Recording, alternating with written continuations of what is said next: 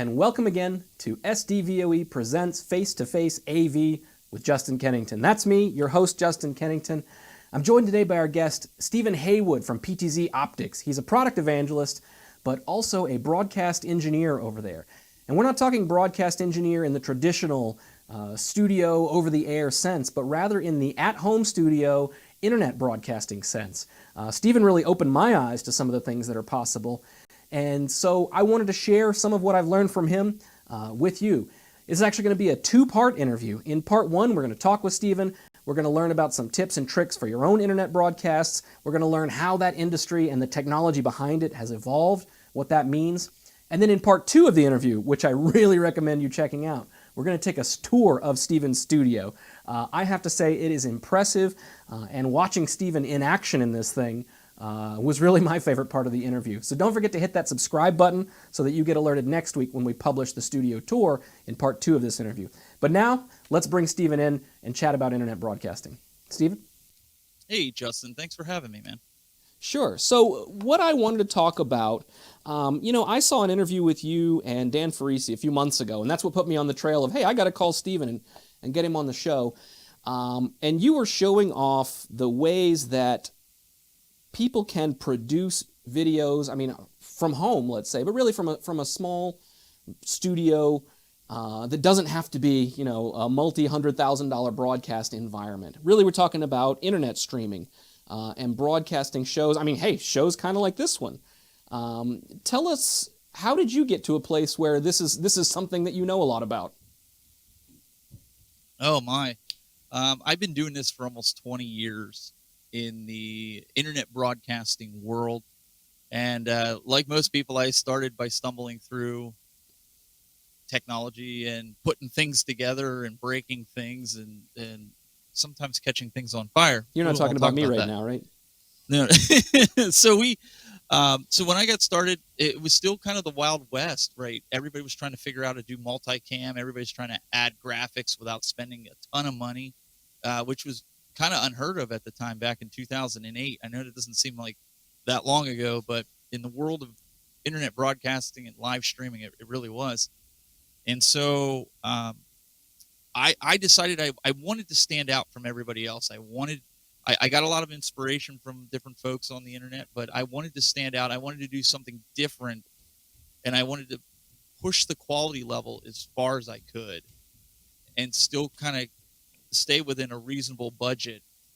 And that's kind of got me to where I am. I started playing around with different stuff and basically made a job for myself in the industry with different companies that I've worked with over the years, and even my present company working with PTZOptics. So why don't we define some terms? I think we all think we know what it means, but what is internet broadcasting?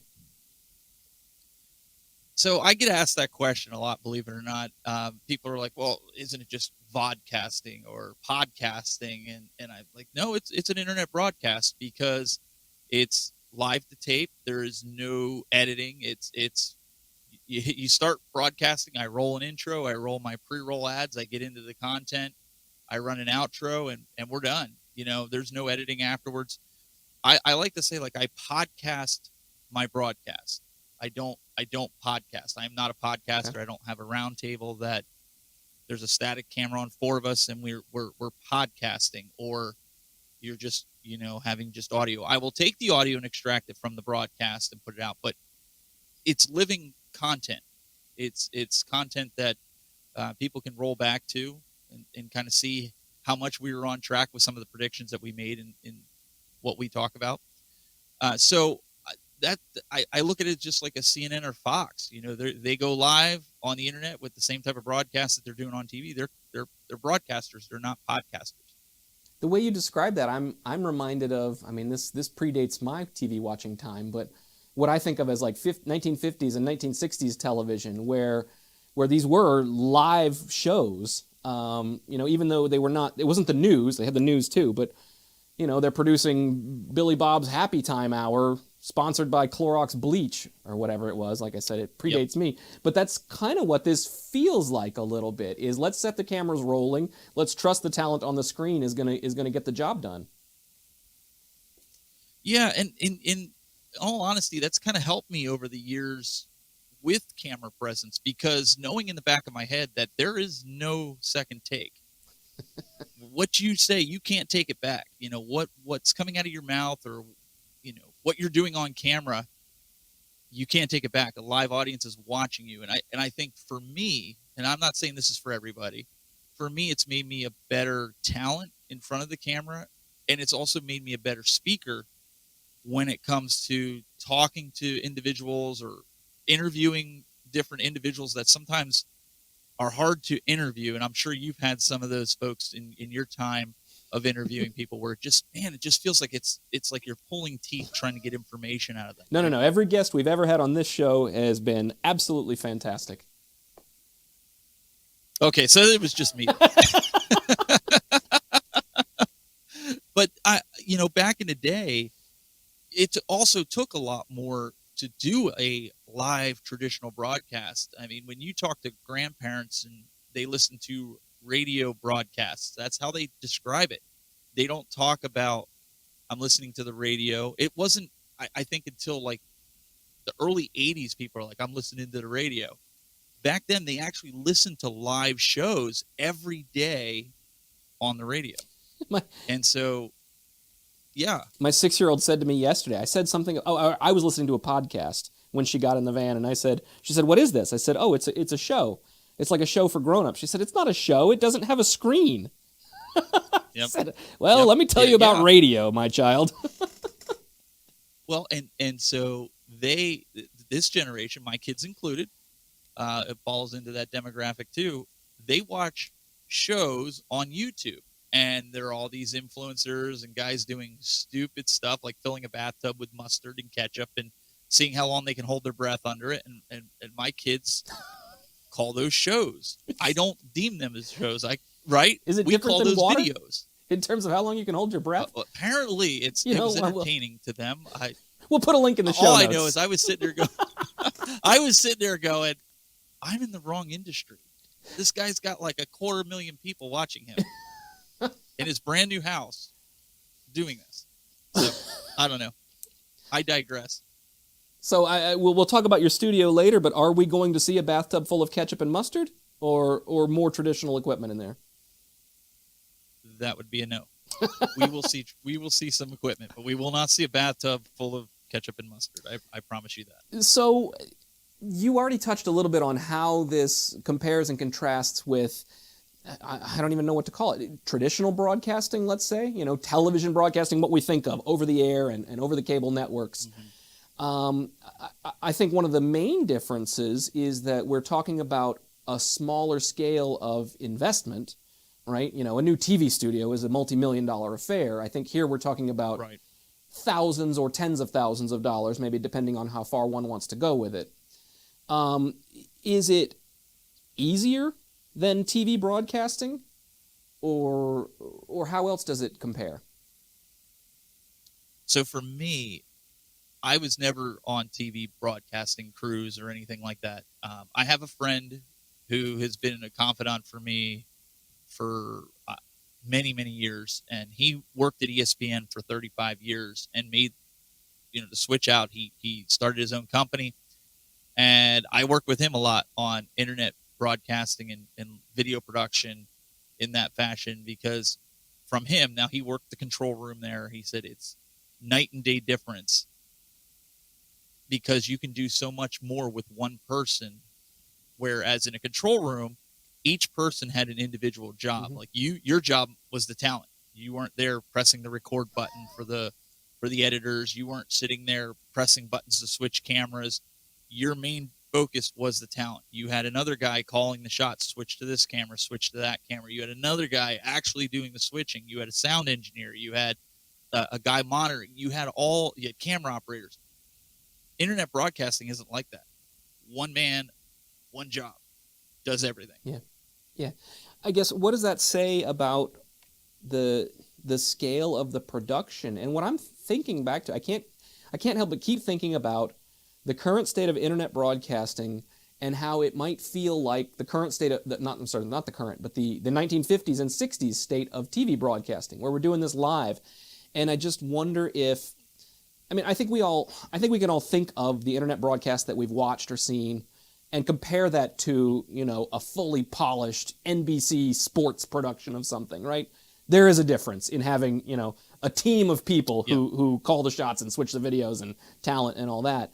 But I wonder if we can use where TV broadcasting has come in those 50, 70 years to think about where internet broadcasting can go. Because I think what's happening, and you tell me, I want to get into the technology, is I think the technology is becoming sort of a force multiplier.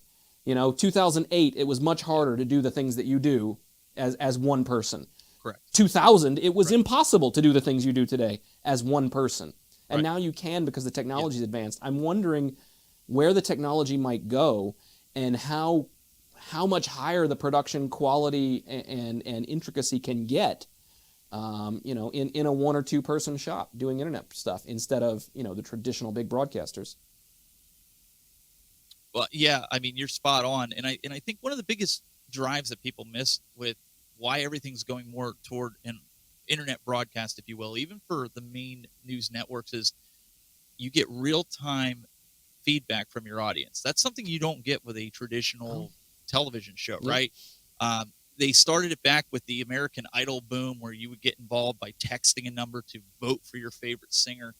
Now, when you watch like Shark Week on TV, there's an actual post show where you can interact with the guests and the people involved and get your questions answered. I'm just using that as an example. They're finding that third screen that they call it, which is your phone or your tablet, is engaging people. And that's what the drive is. And I think going into the future, to answer that question, I've stood by this prediction when I've been asked this year. I really think there's going to be a push in 2023, 2024 for AI and augmented reality and virtual reality and all that, because imagine you just getting a VR headset that puts you in a virtual world that you're broadcasting from. You don't need a green screen. You don't need backdrops. It's all done virtually, and it's all done through a headset, and you have a microphone that hooks up to it.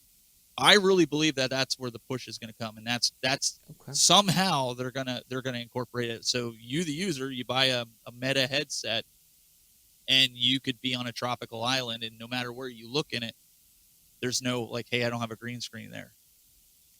It's just going to be that. And I think that's the direction we're headed. Yeah, okay. That makes sense. I mean, that's the kind of technology that, can take the place of some of the skilled labor that goes into, that whole team that's producing an ESPN broadcast. I'm also thinking, you mentioned interactivity and the importance of that. I think when we look at it as a business, the value of that is if I'm going to interact, I have to be there live. Right? I can't watch it 3 days later and get my question answered. And what that means is if I'm talking about the traditional TV, I'm going to be subject to the commercials. I can't DVR the show, skip the commercials, and still interact. I think that must be a huge part of the draw to that third screen, to that interactivity, is it allows those broadcasters that rely on advertising revenue to keep the eyeballs on the advertisements. When I first started doing this back in 2008, and you'd have a live chat room, whether it was, at the time you couldn't do it on YouTube. There's two platforms, basically Ustream.tv, and there was Justin.tv, which is now Twitch. You had a chat room on either of those platforms. So people would come in and chat. You could verbally say it, but like, let's say you wanted to go back and watch that show. You couldn't see any of the chat. Now, if I'm doing a show, I could simply press a button and I could pull up somebody's chat just like this and make them feel part of the show, make it go away, and have that interaction where the rest of my panel, my video panelists, as I'm producing the show, we're talking and said, oh, so-and-so in the chat room has a good comment, and I pull that comment up. It makes that person want to engage even more, because now they feel like they're part of the show and their voice is being heard, and traditional broadcasting is picking up on that. I've seen it a lot in the last couple of years. 2008, you couldn't do that. Now we can do that. Okay. So what are the big challenges to internet broadcasting? I mean, I imagine there's many. As if one person has to do everything, what's hard? So that's really an open-ended question, and I'll do my best with this one because everybody's going to set their own expectations on themselves and what they want to accomplish. There's a lot of services out there, and I know we're going to get into some of that. But myself, I wanted to stand out from the pack. I wanted to be able to do something that I like. When people watch the broadcast, they're like, really, you host that and produce it? And I have it set up in such a streamlined way, which we'll show a little later on, that it's like riding a bike for me. But that's the way I learned. Now, I'm not saying everybody should just go out and do that, but I think the biggest challenge comes in with people is audio. That should be your number one hurdle, if you will, to get over when you start. Everybody wants to go, the cool backgrounds and all these cool effects and make your video explode and do all kinds of stuff. But the reality is, if people can't hear you and truly hear you clearly and your message isn't being heard, they're going to tune out. Or if you have like this nasty hiss or pop or scratching to your sound and your audio, they're going to tune out. They can forgive video degrading and going in and out, but audio, if they can't listen to it, they're gone. So I think for a lot of broadcasters, audio is a challenge because everybody's not an audio engineer and they have to learn how a mixer works and how certain EQing works and mix minuses and all that fun stuff that goes along with it that a lot of people struggle with. Well, one of the things I wanted to get into with you is some tips and techniques to kind of give people at least some basics, right? You've been doing this for 14 years. I don't think we're going to condense all of that experience into today's show. But let's talk about audio. Let's start right there. What are the obvious things to make sure you're doing right to get the best audio quality? Well, one of the things that I would say, if you're using a mixer or any kind of microphone, USB, if you're plugging in USB, don't use adapters. That's number one. Don't use any adapters.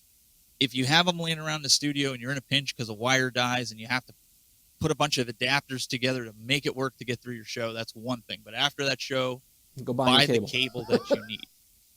Buy a cable, 100%. That's one thing you do not want to do. And there's so many people that are like, well, I don't have this cable.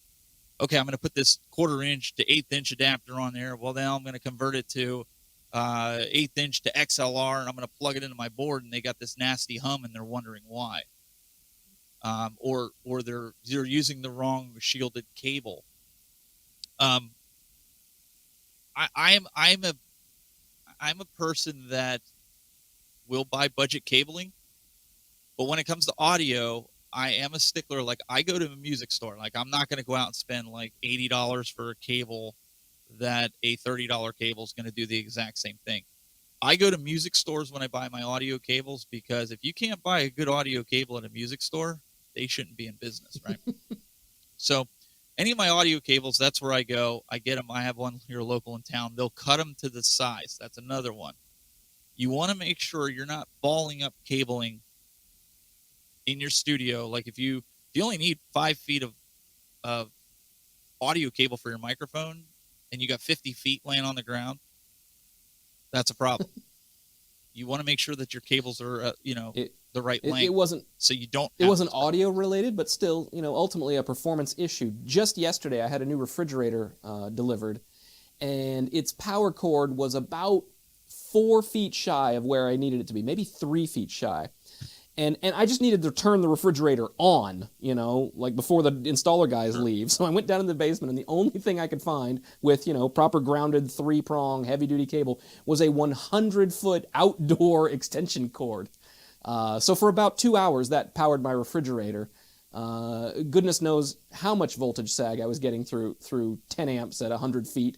And 2 hours later, I'd been to the hardware store, and I now am the proud owner of a new 5-foot utility-grade extension cord. So I'm right there with you on right cable for the job, and please don't leave all that spool on the ground. No, because not only has it become a hazard for somebody tripping, especially in a studio. Like, you'll see my studio, you're not going to see wires on the floor. You're not going to see wires, for the most part, anywhere. The big hurdle I see is people just grab wires and they just throw them all together, and then they wonder why there's artifacting in their video. They never think that there's a magnetic pull in wiring, and if you you should never ever lay all your wires together, your network, video, and audio wires together. That's just a recipe for disaster. And some might argue that point, but I've seen it. And so in my studio, I have a drop ceiling, so I'll run my networking through one piece of conduit in the drop ceiling. I have audio running through another conduit, and then I have video running through another conduit because of the different types of cabling, which could cause interference. Not so much anymore with the digital, but back when the analog days, you really had to be careful. Sure. But there are cabling that if you run it all together, you can run into problems, especially if the shield. I'm getting too many of my stories out here now, but you're just reminding me of the great ones, and I'm trying to give examples to support you here anyway. So years ago, when I built and sold matrix switches for a living, this was first generation Crestron digital media stuff. We had an install at Princeton University in their physics building. And the problem that made it all the way to me, the top of product management, and Fred Bargatze, our vice president, like we were down at Princeton with the consultant, with the integrator, with the end user, because every now and then, the two big projector screens at the front of the room would just flash black. And nobody could figure out why. There was no reason. It wasn't at 10 o'clock every day. It was just random, it seemed. So I've got my video engineer there. He's looking at it saying, I don't see anything. It looks like everything is working perfectly. And the setup of this particular room was a large physics auditorium, 200, 300 seats. So there's a control room at the back where all the equipment is, and then projectors way up at the front. Or projectors are probably at the back, but screens at the front. The back of the room was up against this hallway. In the hallway was a display cabinet. In the display cabinet was some piece of important equipment. Oh, I used to know these things. A photomultiplier tube that had been invented at Princeton, and its purpose is detecting small particle charges and amplifying them for measurement. So this thing was built into a cosmic ray detector. If you're familiar with cosmic rays, they're just high-energy particles that float around outer space, and every now and then one of them flies down and hits something on the Earth, right? It's just a totally random thing. It's happening all the time, and it's no big deal, and we don't notice it or detect it, unless you have a photomultiplier tube sitting right there amplifying this signal. And every time that thing gets hit with a cosmic ray, a big magnetic pulse gets set off. And guess where this was? It was right next to the cabling going to those projectors. So every time a cosmic ray hit, which is literally a random event. So we went and just turned that machine off, and the projectors just stopped flashing. Wow. I always tell people, if you remember back in the days of when we were using CRTs and the original cell phones that we all had with the flip down, right? If you remember, if you kept it too close to your computer speakers or even your computer monitor, you would start seeing the computer monitor draw out because of the magnetic pull in it. But even if you got a text message, you always knew it was coming in before you got the notification because you'd hear it in the speakers go, and then it go ding, ding, like you got a text or a phone call.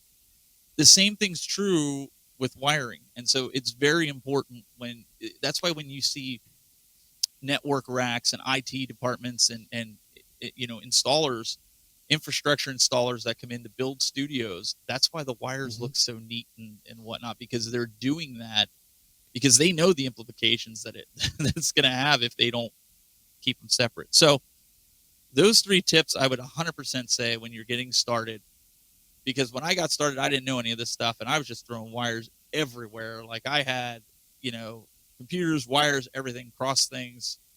It's like the Ghostbusters, don't cross the streams, don't cross the wires. So yeah, you learn that as you go. And we could write a book on the different tips that I could throw out, but I think getting started, get your audio dialed in first, then get yourself, start out with a nice webcam. Don't use your built-in one I know they're making them good in your laptops now, but nobody wants to see up your nose when you're doing a live stream. That camera needs to be at eye level or a little bit above. If you're looking at a monitor like I am for confidence, you want that monitor as close to that camera as you can. So I'm looking at a monitor, but you guys think I'm looking at the camera. So those are the types of things that, to get started, very down and dirty, nitty gritty. That's what those are the things that you need to work on. Even if you have a nice, background. You could set up a shelf with a plant on it, whatever. We'll get into some of that here in a little bit, but those are some basic things. Get your audio set. Once you got clean audio, get your video, center yourself. You got like a head and shoulder shot. This is a traditional broadcast shot, if you will. Not too much headroom, not too much room below the chest part here. And, Justin, I use a microphone like this, and people have always asked, and I do have a Countryman style mic that goes over. We call it the Backstreet Boy mic, right? And I do have a wireless one like that I do for demonstrations, but I don't want to sacrifice audio quality because this microphone blows away that other microphone. And when I'm doing a live show and I'm sitting here and I'm not moving around, I want quality audio. And so I will sacrifice having a microphone sitting in front of me if it means I'm going to have good audio. So that's what I've had a lot of people ask that question, because a lot of people that do traditional broadcasts now, they don't use something like this. So I like to do that. A lot of my co-hosts do the same thing. Okay. I'm embarrassed now. I've got a better microphone around here somewhere. It's over there. I should at least put it on the desk and pretend it's plugged in. Hey, to each their own. It's just me, because I know that question is probably going to come up. Somebody's going to leave a comment on this video at some point. They're going to be like, he says he's not broadcasting, but he's got this big mic in front of him. And that's why. It's for audio quality. Now, if it was something where I had to constantly get up and move and do some demonstrations, I'd put the over-the-ear mic on. And but the sound quality is just not there to what I think good audio should be. All right, we're going to stop it right there for part 1 of this interview.